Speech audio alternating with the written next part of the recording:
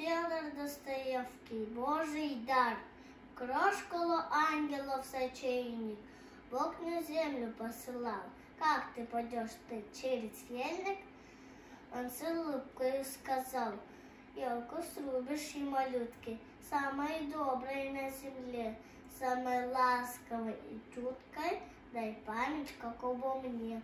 И смутился ангел-крошка: ну кому же мне отдать? Как узнать, кому, на ком из деток будет Божья благодать? Сам увидишь, Бог ответил, и небесный гость пошел. Месяц стал уж, путь был светел, и в огромный город вел. Всюду праздничные речи, всюду счастье деток ждет. Скинув елочку на плечи, ангел с радостью идет. Загляните, Бог, на сан, там большое Рождество. Елки светятся огнями, как бывает Рождество. Ангел стал переходить, чтоб узнать, кому он должен елку Божию подарить. И прекрасных, и послушных много видел он детей. Все забыв, тянулись все при виде Божьей елки. Все забыв, тянулись к ней. Кто кричит: я елкой стою, кто говорит: да то его. Не сравнишь ты со мною? Нет, я добрее твоего. Да,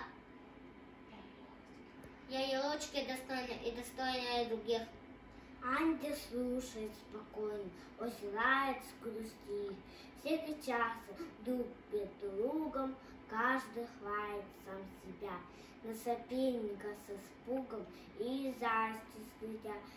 И на улице понурясь, ангел выше: Боже мой, научи, кому помог я, да отдай бы сына твой.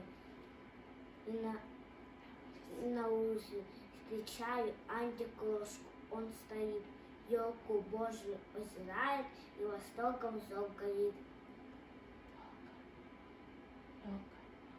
Елка, елочка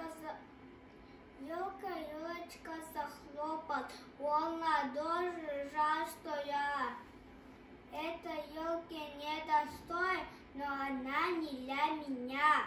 Ну неси ее, сестренки, что лежит у нас больна. Сделай ей такую радость, стоит елочки она.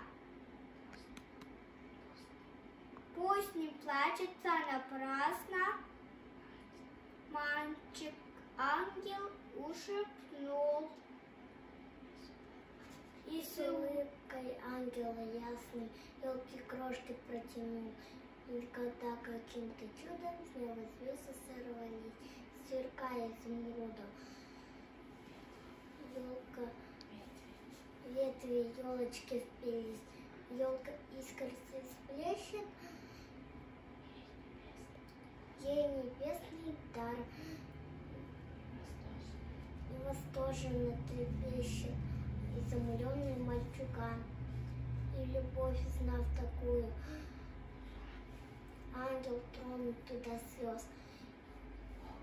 Богу весточку благую, как сыны дар принес.